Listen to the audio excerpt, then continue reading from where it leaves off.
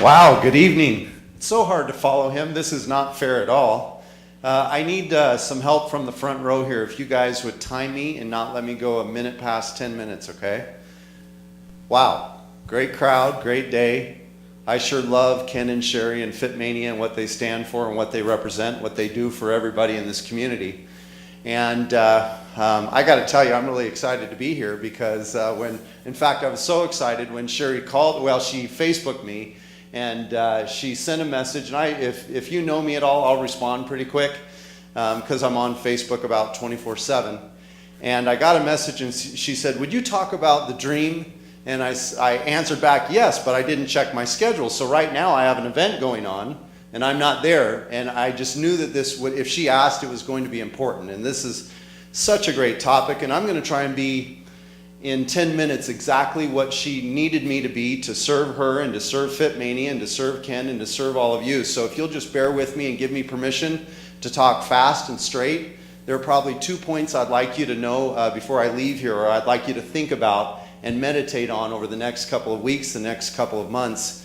And I'm going to start a little bit with my story just so you know who I am and where I am today and where I was 2.5 years ago.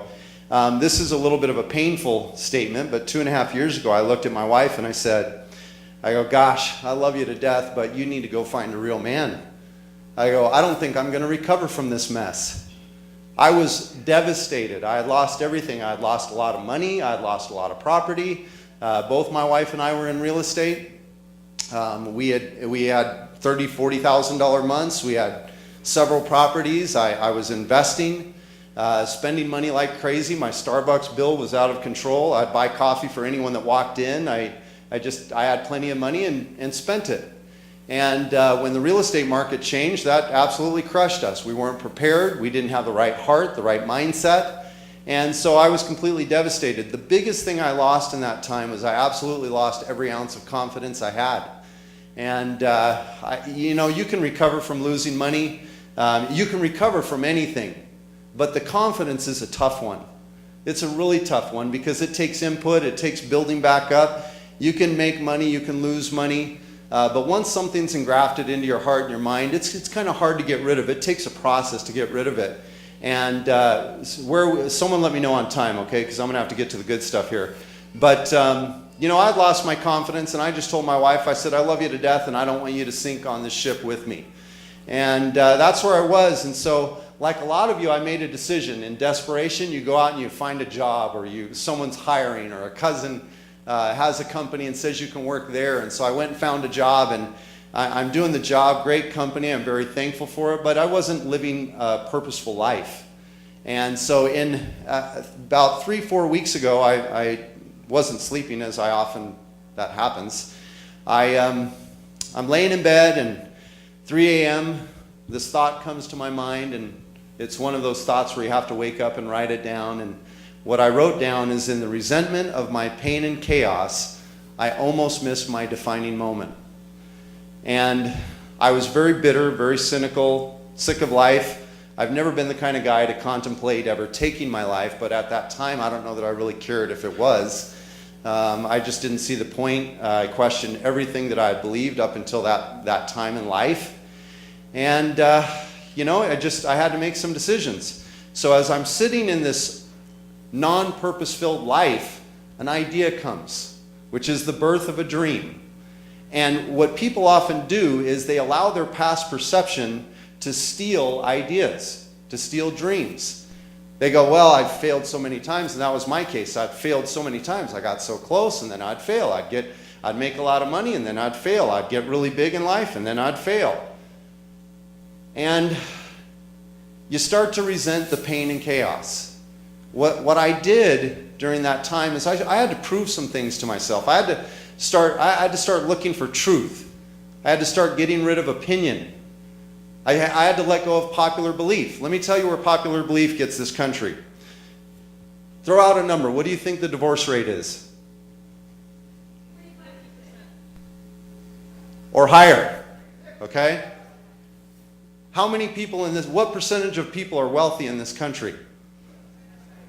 1%. 3% can fund their own retirement. 3% need to work after 65. 63% depend on government or charity. How are people doing spiritually, emotionally, mentally? I had to find out if popular belief was really going to get me where I needed to go. I would say that it's not if those are the statistics in our country. So I had to start finding truth. Here are a couple truths I'll leave you with. How much time do I have? 5. Wow, we're doing good. I'm talking fast. When I say success, what do you think of? What do you picture in your mind? Happiness? Freedom? Okay, great. Finances? What else? Health? Okay. Let me tell you what I think success is. I don't think you're wrong, but I think this is success. It's just a little step. If the best definition I've ever heard of success is the progressive realization of a worthwhile dream. It's not, Donald Trump does not have more success than you. He may have more results than you. They're not the same thing. Success is one of the ugliest things you'll ever experience in your life.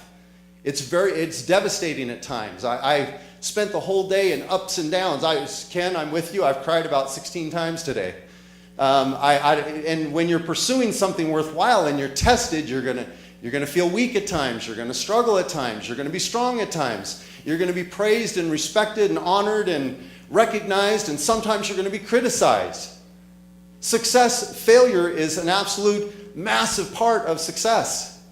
But when we look at it and we think that, oh, so-and-so is successful or someone's living a successful life, we internalize that as the destination, which is the vision or the dream. The vision and the dream is perfect.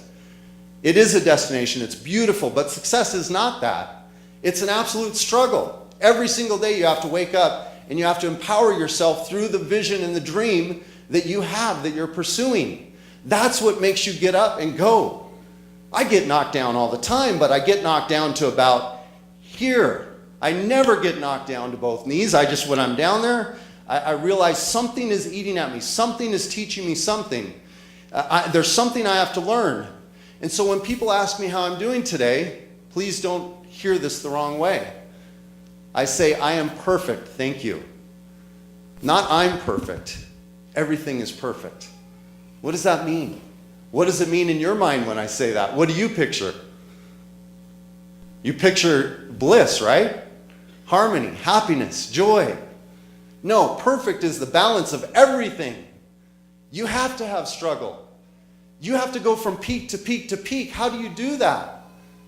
You can't just decide to climb Everest tomorrow if you haven't been climbing. I want to get here. This is what I want. That's fantasy, okay? The dream looks like this. You set it out. You have this vision and image of where you want to go, who you want to be, what you want to look like, what you want to mean to the world, what you want to mean to your community. And then you start climbing the first peak. And what I see so many people do is they start the climb and then they stop because it's hard.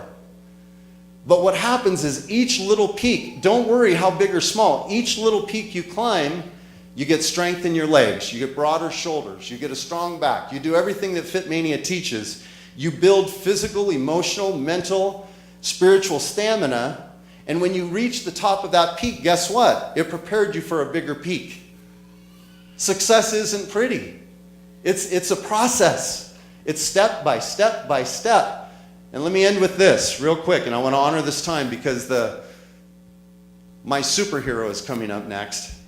And I want to talk to you about self-interest. And I want to see if people are cringing when I say that.